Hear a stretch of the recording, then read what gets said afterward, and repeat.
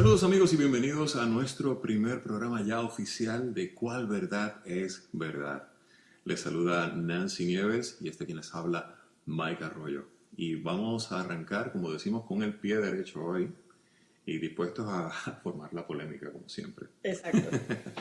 Nuestro tema de hoy es experiencias cercanas a la muerte. Estoy en lo correcto, ¿verdad? Eso es correcto. Experiencias cercanas a la muerte. Y este tema siempre se presta para muchas cosas, desde sensacionalismos, leyendas urbanas y toda clase de apreciaciones de uno y otro lado. Pero nuestra labor aquí es analizar las pruebas y experiencias a las que tengamos acceso. Así que, Nancy, vamos a arrancar inmediatamente contigo. Muy bien. Bueno, lo primero es que tenemos que estar claros en la definición de lo que es una experiencia cercana a la muerte.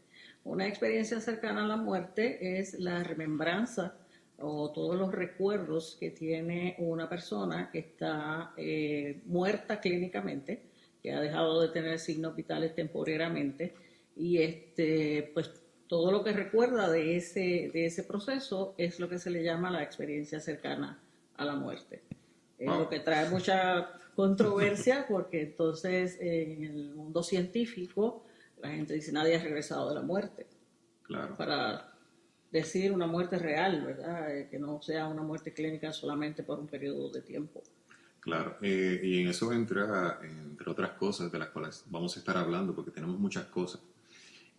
Las personas que entraban en un estado que de hecho hace mucho ya se dejó de documentar este tipo de cosas, que era la catalepsia. La catalepsia.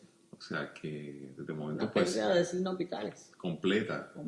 Y entonces pues por alguna razón, una vez que se exhumaba el cadáver por alguna razón, resulta que estas personas habían rasgado la parte de la puerta de la tumba y todo esto. Una situación muy penosa, muy triste.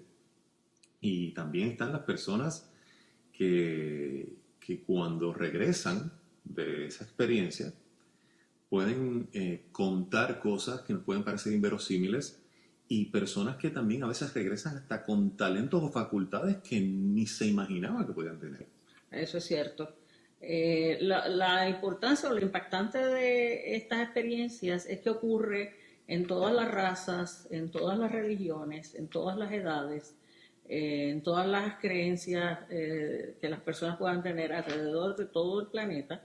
O sea que no es estrictamente de una sola creencia religiosa o de un solo sector, ¿verdad? O diferentes estados socioeconómicos. En términos generales ocurre o puede ocurrir en cualquiera de esas partes. Vamos a decir de inmediato, porque a mí me encanta investigar, como siempre te he dicho. Y estas personas, por ejemplo, ¿tienen algún patrón específico de experiencias similares o que coinciden totalmente cuando narran sus experiencias personas que ni se conocen? ¿Esto puede ser posible? Bueno, se ha registrado una variedad de puntos que son comunes a todas estas experiencias. Obviamente siempre hay experiencias diferentes en algunos patrones porque depende de la creencia religiosa de la persona. Pero en términos generales, todos ven el túnel, todos se ven fuera de su cuerpo, todos ven lo que está ocurriendo a su alrededor, ven su cuerpo, ya sea en la camilla, en el hospital, en la cama de su casa, en donde esté ocurriendo el evento, y ven las personas que están tratando de ayudarles. Por ejemplo, si fuera un accidente de auto, pues ellos ven que hay otras personas que están tratando de rescatarlos de ese accidente. Al verse fuera de su cuerpo, se van rápidamente a un túnel, que aquí entra mucho la controversia médico-científica, porque el túnel se expresa en términos científicos como la anoxia que sufre el cerebro, y entonces la pérdida de oxígeno de la retina, pues se oscurece el borde, y entonces se crea un efecto de túnel, con una luz al final. Y entonces ellos lo explican de esa manera. pero los que tienen la experiencia están caminando por ese túnel. A eso iba. O sea, A eso iba, porque, o sea, obviamente cuando tienes una situación que te desmayas o te quedas inconsciente, pues la mayor parte de nosotros cerramos los ojos. correcto. Entonces, ¿cómo es posible que con los ojos cerrados y en pleno estado de inconsciencia podamos ver y a veces vernos a nosotros caminando por ahí? Exacto. Y entonces se encuentran, dependiendo de su creencia religiosa, ¿verdad? Se encuentran con ángeles o se encuentran con seres fallecidos, seres queridos fallecidos. Y en cierto punto de este túnel, cuando ellos encuentran la luz, ven paisajes hermosos, donde hay flores, aves exóticas, todo tipo de color y toda paz. Ellos todos hablan de la paz que sienten yendo en ese sentido, en ese trayecto. Pero entonces siempre hay o un ángel o un ser querido ya fallecido que los detiene y les dice, no es tu hora, tienes que regresar. Eso es otra. Muchos de ellos cuando hablan de esta luz al final del túnel, ellos o gran parte de estas personas que tienen esta experiencia nos hablan de una luz al final del túnel, pero también está como que esta voz, digamos, de esta voz de ultratumba, que les habla, que los conforta, e inclusive, aparte de los familiares también, unos se encuentran familiares, como bien dijiste, pero otros se encuentran como con esta única luz que le dice, no es tu momento, regresa, y se ven en esta situación de donde lo están resucitando, la sala de operaciones o donde quiera que le suceda esta situación. Exacto. Es importante añadir que ninguna persona puede decir que ve las fases de Dios. Ellos identifican que esa luz que les habla es el ser superior. Exacto. Ya sea cualquiera su creencia, ¿verdad? Buda, el que sea, pero no le ven la cara nunca. Siempre lo que observan es la luz y el tono de su voz, que como dijiste es bien reconfortante, les trae mucha paz y los puede devolver, ¿verdad? No es tu hora, tienes que volver. Claro.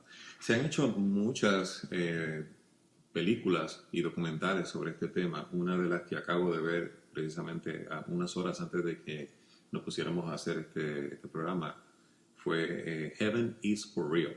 El cielo es real, basada en la experiencia de un pastor con su hijo de 4 años.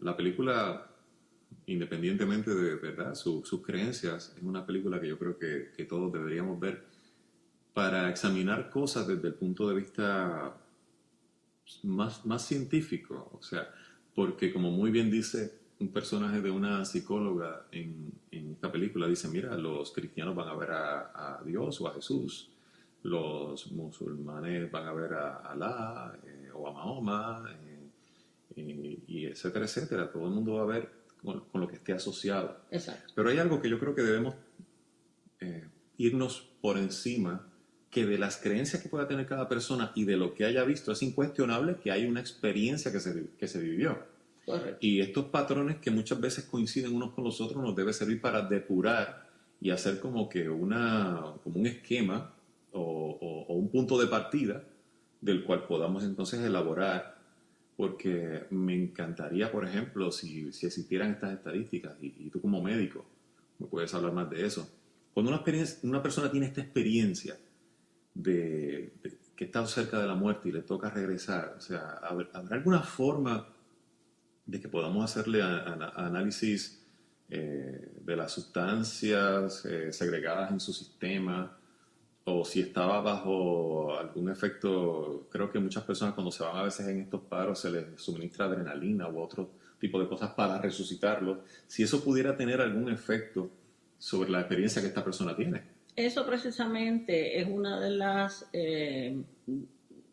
versiones de los científicos y de los médicos que dicen que eso puede ser alucinaciones secundarias a medicamentos. Esa es una de las versiones. Lo que ocurre es que esto se ha vuelto tan común y las narraciones se han vuelto tan vívidas que tú puedes tener una estadística. Por ejemplo, estaba leyendo que ya a nivel mundial 1 de cada 10 personas ha tenido una experiencia cercana a la muerte. Y eso representa un 10% del planeta. Bueno, yo cuando voy a pagar mis impuestos, yo tengo una experiencia que es bien cercana. Es traumática. O sea, yo creo que muchos coinciden conmigo.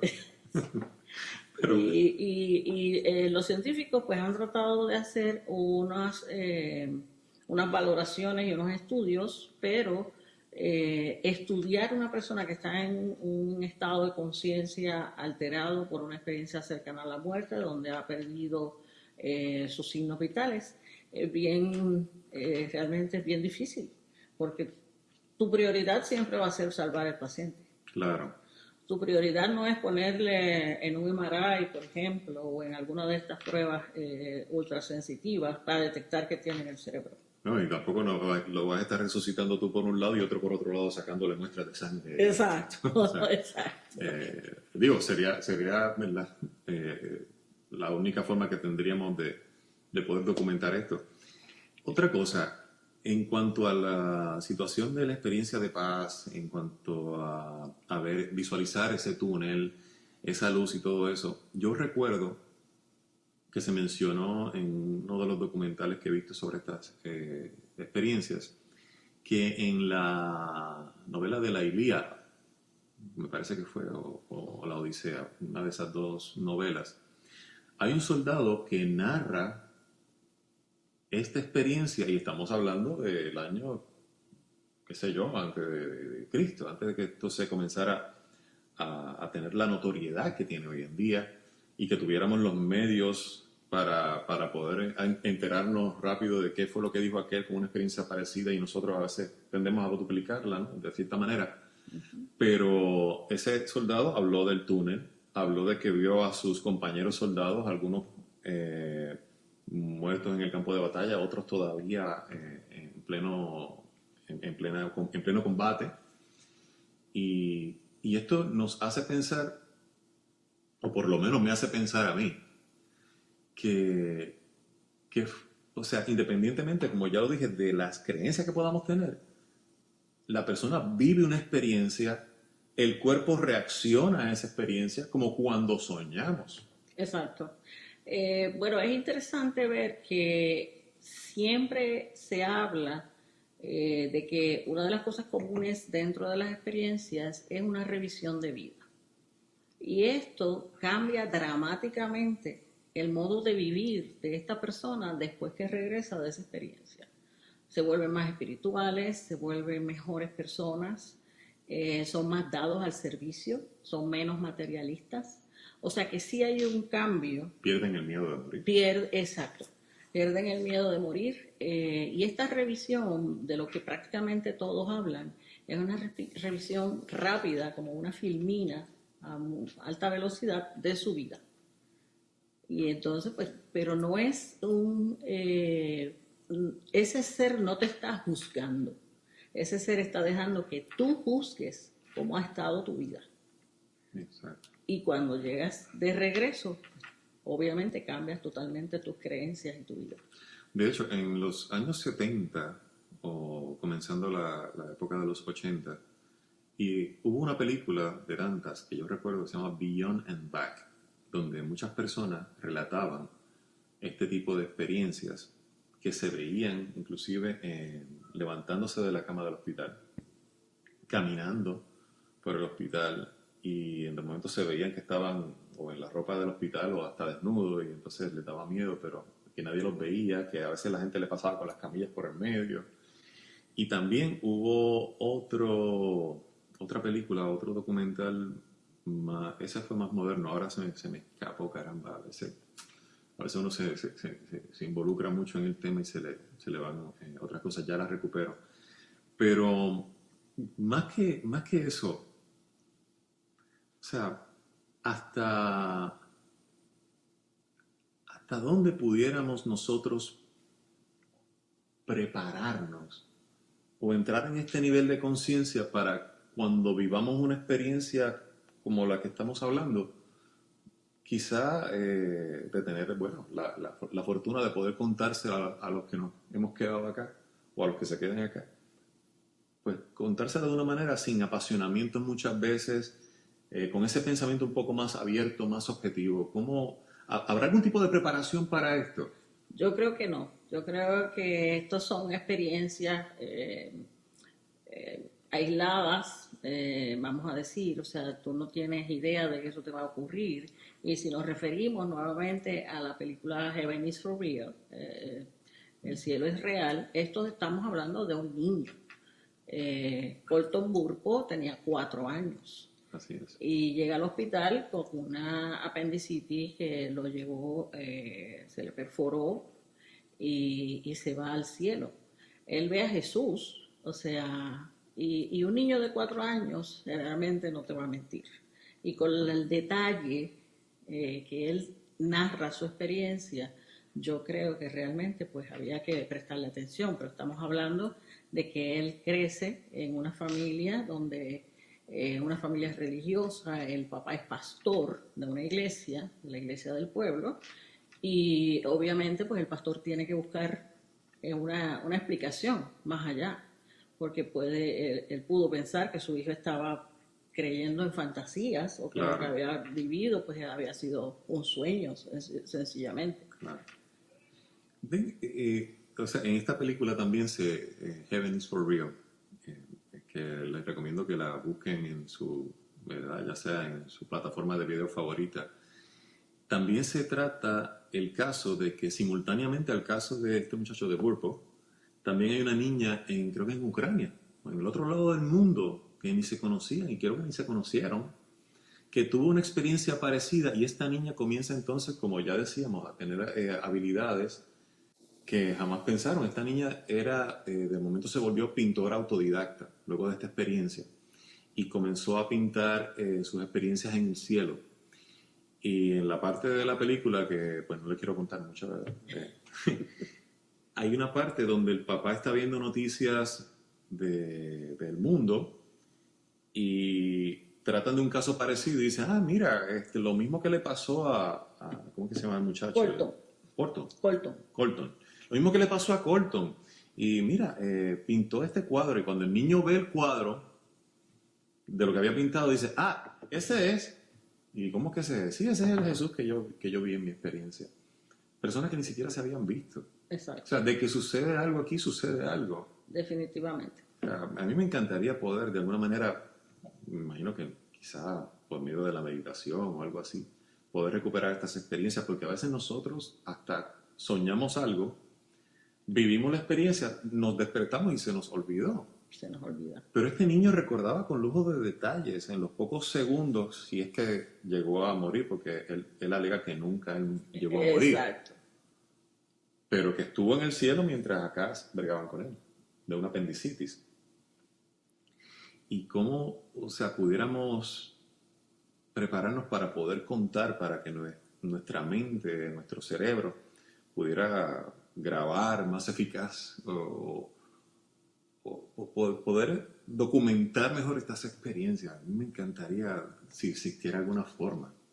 Sí, lo que pasa es que todavía tenemos mucho miedo a lo que la gente vaya a pensar de nosotros estar narrando una experiencia cercana a la muerte. Van a decir que, pues, que estamos locos o que estamos usando drogas o algo por el estilo, y la gente le tiene temor a esas cosas. Pero sí ha habido personas que se han dedicado a documentar qué ocurre en una cama de un moribundo, como la doctora Elizabeth Kubler-Ross, una psiquiatra suizo-americana, ya fallecida, que documentó en sus libros las experiencias que le contaban los moribundos cuando estaban ya en plena de la muerte, estaban ya en su etapa final. Claro. Ella se dedicaba a relatar esas experiencias. Yo tengo una amiga que es tanatóloga y que de hecho esto tampoco tiene que ver tan directamente la tanatología con esta cuestión de experiencias a la muerte, porque la tanatología es más bien como la preparación tanto de la persona como de sus familiares antes de dar este paso, ¿verdad? Pero sería bien interesante, voy a ver si lo puedo contactar para un futuro programa, a ver, ya sea por medio de Zoom o alguna de estas plataformas, que nos diga si ha tenido narraciones de personas que hayan pasado por esto. Y ahora yo voy a comenzar inmediatamente con el punto controversial aquí. Mira, ves, ¿tú has tenido experiencias así? Bueno, he tenido experiencias no personalmente. La única experiencia que te puedo contar no es una experiencia cercana a la muerte. Recuerdo perfectamente de cuando tenía más o menos 4 años, la misma edad de Colton, que soñaba iba al cielo. Y esto era un sueño recurrente. Me veía como espíritu desde el cielo y veía la vida que iba a tener en el planeta. Para mí esto era obviamente una niña de 4 años, era aterrador, pero siempre he tratado de relacionar con estos temas para investigar un poquito más allá qué ha ocurrido o qué podía ocurrir en la mente y en el espíritu de una niña de 4 años. Que aquí pues entraríamos, ¿verdad?, en otro tema interesante, claro, que es la reencarnación, pero bueno, eso es asunto de otro programa. Sí tuve la experiencia con un paciente mío, yo muy jovencita cuando empezaba de médico internista, en una sala de emergencia donde tuve que asistir a un paciente joven de 45 años con un infarto y resucitarlo, hacerle resucitación cardiopulmonar. Excedí un poco los minutos que se requieren de una resucitación porque yo entendía que el paciente era muy joven y que no debía morir. Aparte pues de una médica joven, pues también hace todo su mejor esfuerzo por sus pacientes. El paciente regresa a los 45 minutos, se salva, gracias a Dios. No era paciente mío, era un paciente que encontré en la sala de emergencia y necesitaba ayuda en ese momento. Y cuando ese paciente a los 3 o 4 meses se presenta en mi oficina, me va a dar las gracias.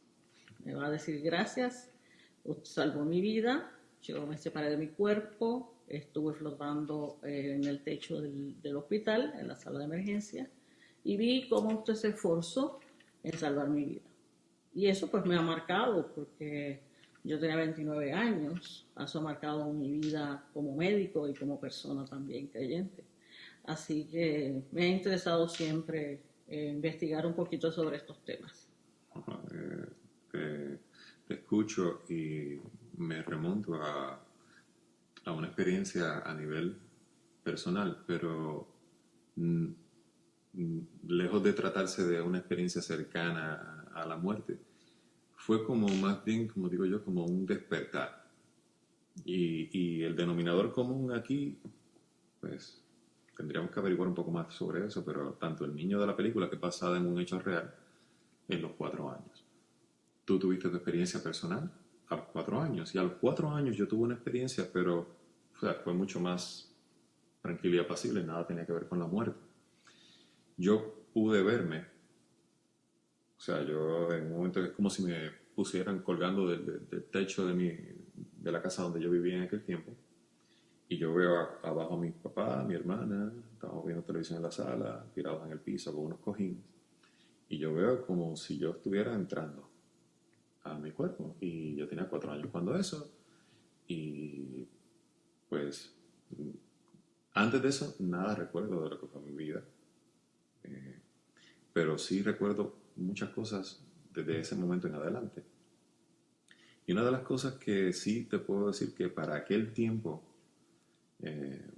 como que quizás lo pasaban por alto o algo así otras personas, pero a mí me decían, es que tú hablas diferente. Es que decían a veces, José Miguel, a veces sale con unas cosas como que de dónde las sacó. O habla como un nene grande, me decían también.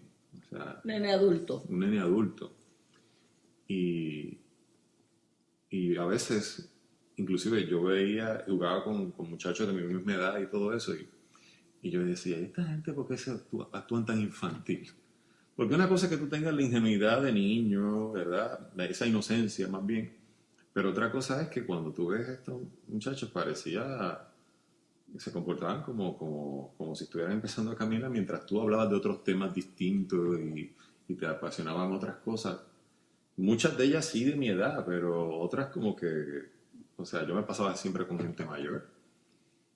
Yo muy pocas veces, ¿sabes? Estaba así con muchachos de mi edad y esa cosa. Y a veces encontraba algunos juegos y todo eso como que tan bobolones. O sea, mientras a veces yo tenía amigos que estaban viendo las series de la época que me gustaban, porque tampoco lo voy a negar, pero a veces yo me sentaba a escuchar las noticias o a ver los noticieros en televisión o los programas estos de los documentales de wildlife, de esto, de vida salvaje de Mitchell Omaha y otras cosas. Y siempre me encantaban esas cosas para un muchacho de 7, 8 años. Exacto. O sea, bueno, eh, quién sabe. Aquí hay que ver cuál verdad es verdad, como bien dice nuestro programa. ¿Y qué otras cosas más me puede Pues decir? es interesante dentro de el research que hice para el programa. Es interesante que de esto tenemos un registro en el 1490. Este pintor famoso, nacido en los Países Bajos y mejor conocido eh, como el Bosco en España, él pinta un óleo donde hay una experiencia cercana a la muerte. Se ve el túnel, se ve personas caminando por el túnel, se ven ángeles, se ven paisajes bonitos. Ya lo van a estar viendo ahora en pantalla. Y es interesante porque esto fue en el 1490 o alrededor de esa fecha. Este pintor, Jerónimos van Eycken, mejor conocido en España como el Bosco, él pinta en óleo un túnel donde hay personas caminando, donde hay ángeles, donde hay una, una naturaleza bonita.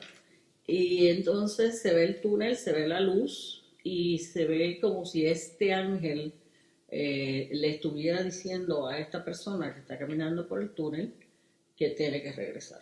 O sea que ese sería un registro de una experiencia cercana a la muerte. De hecho, lo están viendo ya en pantalla nuestros amigos y amigas. Sí, el cuadro se encuentra en el Museo de Venecia, para aquellos que quieran saber un poquito más.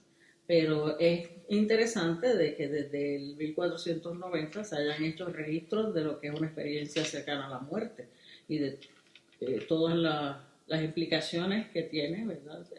En los factores en común. Estoy buscándolo aquí para que mientras nuestros amigos lo ven en sus pantallas, nosotros también podamos hablar un poquito más de esto, porque tengo unos detallitos que me gustaría, pues, que conversáramos un poquito más extenso sobre ellos y que son la mar de interesantes. Vamos a ver si después de toda la poca vergüenza que nos envía por WhatsApp, aquí está. Aquí está. Ascensión al Empirio. Exacto. Es el título del cuadro. Sí, ustedes lo están viendo ahora en sus pantallas, nosotros estamos recapitulando. Aquí se ve el túnel con, hay una figura, hay una figura en la luz, entonces está este ángel como llevando a la persona a través del túnel. Aquí se ve también otra figura de otro ángel y otra persona, pero esta está de rodillas. ¿Qué pudiera representarnos eso? Bueno, eso podría representar que está viendo, recuerda que ellos hacen una revisión de su vida, puede que esté pasando el filme de su vida rápidamente y esté implorando, ¿verdad?, por el perdón. Wow. De hecho, en la película, ahora que tocas ese tema, en la película Contact, cuando se refiere a esto que acabas de hacer, de que pasa tu vida frente de tus ojos en segundos. La película Contact, que para mí fue fantástica también, que de hecho se filmó parte en Puerto Rico. Pues cuando pasa toda la trama que ella se encuentra a su padre, que ella lo adoraba y todo esto, se tienen muchas vivencias y a lo último de la película pues le dicen a ella, pero si tú lo que estuviste fuera de nuestro contacto fueron unos, qué sé yo, como unos 7 segundos o algo así que fue lo que no te pudimos ver. Y ella pues obviamente le impacta porque para ella fueron horas. Este concepto del tiempo tiene que ver en estas experiencias también. Lo que pasa es que no hay tiempo en términos como lo conocemos nosotros en el planeta. En el cielo no hay el mismo tiempo. Tú puedes haber estado, como es la experiencia de este neurocirujano, un famoso neurocirujano americano que estudió en Harvard, escéptico totalmente, no creyente, y estuvo en coma un par de días debido a una infección, una meningitis por Escherichia coli, que es una bacteria bastante mala. Y él visita el cielo, o lo que él entiende que es el cielo, pero no tiene la visión de túnel, no tiene ángeles. Él lo que ve allí es un paisaje hermoso, aves exóticas, una naturaleza hermosa, y ve a una mujer, a una joven, que lo impacta por su belleza, pero él no la conoce. Luego él se entera que esta joven era su hermana biológica que había fallecido hacía años. Y él pues no la conocía porque él no fue criado por sus padres. Pero entonces ahora recuerdo también en la película esta de Heaven is for Real, que él le dice a su mamá, que ahí es donde la mamá también empieza a creer, porque la mamá está un poquito escéptica también, que le dice algo de, mi hermana. Dice, sí, tu hermana, fulana, la que está ahí. Dice, no, yo tengo otra hermana. Exacto. La hermana que él conoció en el cielo. Exacto, dice, pero ella se murió en tu barriga, se murió en tu panza. Sí. Y ahí es que la señora por poco le da un, le da un 5. Exacto. Dice, ¿y cómo se llamaba? Dice, no tenía nombre, pero cuando yo estuve en el cielo ella me abrazaba mucho.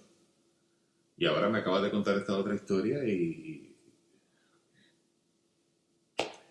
de verdad que el escenario del tiempo que no existe, claro. Y él estuvo días en coma, pero él no puede recapitular que esos días fueron toda la experiencia.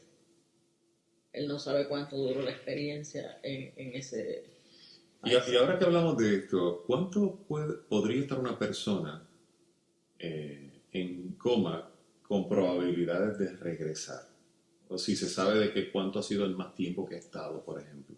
Bueno, hay personas que han estado en coma mucho tiempo, pero obviamente su recuperación o su regreso a la vida no es igual a lo que tuvo este doctor, porque este doctor quedó sin ningún déficit neurológico, con todo su cerebro funcionando normalmente, todas sus funciones neurológicas, pero hay personas que han estado atachadas a un ventilador y los han mantenido, pues, digamos, artificialmente con vida.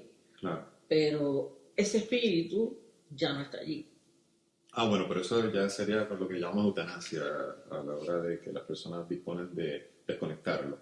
Sí, hay que, pues se le dice a los familiares, se le explica a los familiares para que los desconecten porque no hay posibilidades de regreso. Por eso, pero entonces más o menos que se tenga algún registro de esta persona estuvo en coma 7 días, 15 días y regresó y está bien y de acuerdo a las estadísticas pues ya si pasa de ciertos días pues entonces ahí se reducen las probabilidades. ¿Eso existe o no se puede decir todavía ciencia cierta? No te podría decir realmente porque como te digo, este neurocirujano estuvo días en coma, no sé si fueron 3 o 4 días, pero él regresó con todas sus funciones neurológicas normales. Los casos que conocemos que han estado más tiempo, pues no se recuperan. Yo vi un caso de una persona que también, al igual que en la película que vimos, pues era una persona de mucha fe.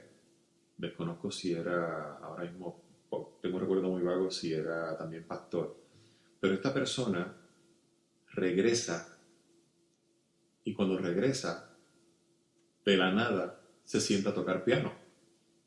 Era la misma persona, se acordaba de todo, ningún daño neurológico, como muy bien dijiste, pero de momento se sienta y empieza a tocar el piano como si lo hubiera tocado toda su vida. Sí, es fascinante eso. En España hicieron un congreso sobre el proyecto Túnel, donde se reunieron las principales personalidades que conocen de este tema y hubo una narración de un caso donde la persona tenía un impedimento en una de sus manos y cuando regresa de la experiencia cercana a la muerte, tiene toda su movilidad, toda su fuerza, o sea, no tiene ningún déficit neurológico en la mano. O sea, regresan, pues como tú dices, ¿verdad? Con nuevas facultades, con nuevos conocimientos, con nuevas cosas que hacer, como la niña del cuadro. Claro. Y ahora yo voy a decir algo que pues, pudiera ser sumamente descabellado en el momento, pero quién sabe. ¿A alguien le ha dado por estudiar, por ejemplo, cómo poder recrear esos efectos y que se le ocurra, por ejemplo, inducir a una persona entonces al coma o a una experiencia casi al borde, que podemos decir, al borde de la muerte, recrear eso para poder, como muy bien dices ahora, que la persona se le fue por completo la condición que tenía en la mano? No creo que nadie se atreva, realmente. Porque también se hizo otra película. Hollywood es maravilloso y yo soy fanático de las películas. Que fue con Kiefer Sutherland y otros actores. Creo que Julia Roberts estaba también. O sea, Flatliners. Flatliners. En Flatliners lo que sucede es que cuando ellos estaban experimentando en la universidad, en la facultad médica, pero cuando regresan de ese trance, pues vienen todos los recuerdos de experiencias donde ellos habían infligido daño a otras personas. O sea, recuerdo su conciencia como que aflora y es la que predomina al punto de que ellos llegan a sentirlo en carne propia y a revivir esas experiencias. Tengo que volver a verla. Tengo que volver a verla. O sea que, wow. Es que ahora me surgen tantas interrogantes. Sí, para sí. eso es este programa, para seguir preguntando cuál verdad es verdad. Wow. ¿Qué más me tienes por ahí? Cuéntame más. Bueno, es interesante el hecho de que tú regresas y tu vida cambia totalmente, porque fíjate que al pasar la revisión de tu vida, la entidad o el ser superior o la luz, como se le quiera llamar, no te juzga, te estás juzgando tú mismo. Pero las personas bien espirituales, bien religiosas, que se han dedicado toda su vida, digamos, a la santidad, entre comillas, dicen que cuando tú vas al cielo a enfrentarte con tu juicio, tú vas a sentir muchas veces multiplicado el daño que tú hiciste. Si tú le hiciste daño a una persona, X o Y razón, eso lo vas a sentir tú en tu ser multiplicado. Y eso puede ser un motivo para tú tener una experiencia cercana a la muerte, ver eso reflejado y entonces cambiar tu vida. Y en la película de Flatliners, eso es lo que se trata de presentar, que ellos se le hicieron daño y si tú recuerdas, en la película, ellos sienten el dolor que ellos causaron en los otros. Exacto. Y entonces por eso es que le piden perdón a la persona. Ellos tienen que ir una vez más hacia ese pasado para pedirle perdón a esa persona y poderse liberar del dolor que se siente cuando tú le haces daño a alguien. Wow, hace unos días yo estaba pensando, o sea, en esta cuestión que tiene que ver mucho las situaciones mentales, los paradigmas que uno se hace. Y yo estaba reflexionando sobre esto y yo digo, caramba, mucha gente está totalmente inconsciente de la fuerza que puede tener, del daño que puede infringir aparte de físicamente, mucho más, inclusive a nivel mental. Eso es correcto. Pero yo estaba pensando y digo, caramba, uno a veces se ve, y esto me pasó por mucho tiempo, y son cosas que uno pues tiene que seguir trabajando a veces hasta por el resto de su vida, que tú veías cuando tú eras niño, tú veías estos muchachos que tenían, tú tenías, por ejemplo, que tenías 7 y veías a 12 o de 14 años, los veías enormes, altos, que te podían hacer daño si querían. Y mientras tú vas creciendo y tú llegas a esa edad de 17 años, pues como que no te ves a ti mismo como los veías a ellos. O sea, y a veces estás inconsciente del daño que le puede ocasionar a una persona. Por ejemplo, si tú miras o la mayoría de estas personas que recurren a los deportes como artes marciales o artes marciales mixtos o boxeo, pues esas personas, por lo menos la mayoría de ellos, pues pueden ser bocones, pueden ser problemáticos en cierta manera, pero rara vez tú ves alguno que se ve envuelto en peleas, agredir a gente, al contrario, como que son personas mucho más tranquilas, quizá porque están conscientes de lo que es recibir castigo. Exacto. E infringirlo. Y entonces como que estas experiencias pudieran ser como bien acabas de decir, como dicen en los hoteles, un wake-up call para concientizarte y tener una nueva conciencia de lo que es tu vida y de lo que puedes hacer con ella. Claro. Y tenemos que recordar que no el 100% de las experiencias es ir al cielo. Hay que recordar de aquel poquito por ciento que no habla, que no cuenta sus experiencias, porque se siente, no quiere sentirse humillado, no quiere sentir la presión de la sociedad sobre esa persona, pero han ido al infierno. Sí. O sea, que el infierno es un lugar que existe. Eso lo han puesto en duda muchos científicos y mucha gente conocedora de estos temas, pero sí han ido al infierno y sí existe y cuentan, y obviamente cambian su vida totalmente también. Bueno, yo soy un poquito escéptico en cuanto a esa parte de la cuestión del infierno. Hay un libro que se llama Diálogo con el Diablo, que fue escrito por Yves Patak, un médico alemán, donde pues en esa conversación que él tiene con el ser de las tinieblas y eso, que eso es otro programa que podemos tener, de aquí van a salir muchísimos, el diablo le dice que el infierno no existe, pero sí existe exactamente de la manera que tú lo ves. O sea, que más bien es algo que se creó con el propósito de dar miedo y todo esto. Pero más allá de que pueda ser una creación, más allá de que pueda ser cierto o pueda ser falso, me parece que todo este tipo de información, aun que pueda ser errónea o pueda ser equívoca, de todas maneras, cuando hacemos referencia a ella, es porque hay algo para lo que nos puede servir. Correcto, seguro. Por eso es que ¿cuál verdad es verdad? Pues yo creo que la que más le funcione a usted en ese momento. Si tú viste el infierno, olvídate de que si fue cierto o fue falso. ¿Cuál es la experiencia que sacaste de ahí? ¿Cuál fue la enseñanza? ¿Eso te está sirviendo ahora para ser una mejor persona, para poder realizarte en otras facetas de tu vida? Pues bienvenido sea. Bienvenido, exacto. Bueno, ya nos queda poquito tiempo, así que otra cosa más que nos puedas decir de este apasionante tema de experiencias cercanas a la muerte.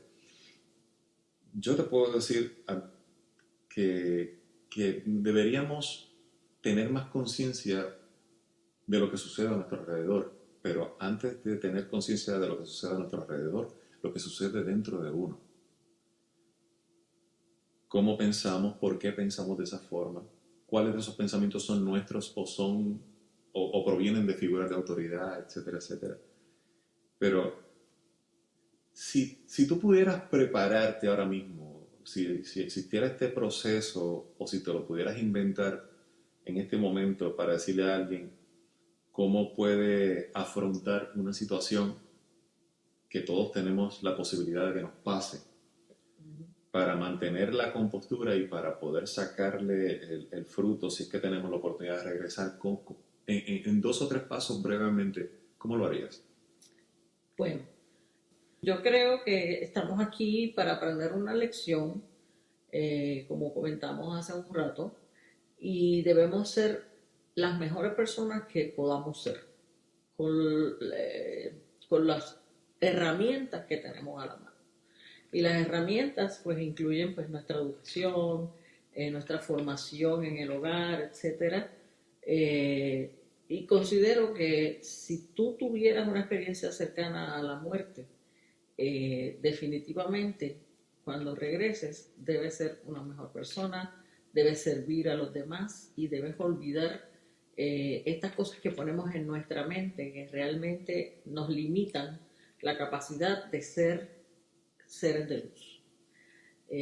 Como que, por ejemplo, como ser materialista, como tener vanidades, ser vanidoso, egoísta, tener envidia, no desearle bien a los demás. Esas características van a jugarnos en contra en algún punto. Y lo que debemos tener, aflorar de nosotros es lo mejor.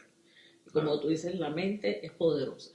Si nosotros nos educamos nuestra mente a ser mejores personas, a tener pensamientos positivos, a lograr nuestros sueños, sin pensar ni tener en relación qué tiene el vecino o el amigo o el familiar, no, vamos a pensar. Yo creo que cuando tú le envidias algo a alguien, algo que tenga o lo que sea, primero estás reconociendo tu incapacidad de poder tenerlo tú, y segundo, tu vida tiene que ser bien aburrida.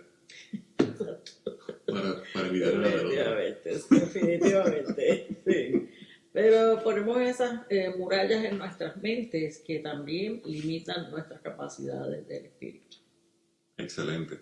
Bueno, yo creo que si yo digo algo más lo voy a dañar, así que yo creo que lo voy a dejar aquí en este programa de Cuál Verdad es Verdad con Nancy Nieves y con este quienes habla Mike Arroyo. Les agradecemos mucho que cuando vean este video, obviamente, pues le den like, se suscriban al canal y a las otras plataformas por donde esté saliendo. Dígaselo a su vecino, a su amigo y todo eso.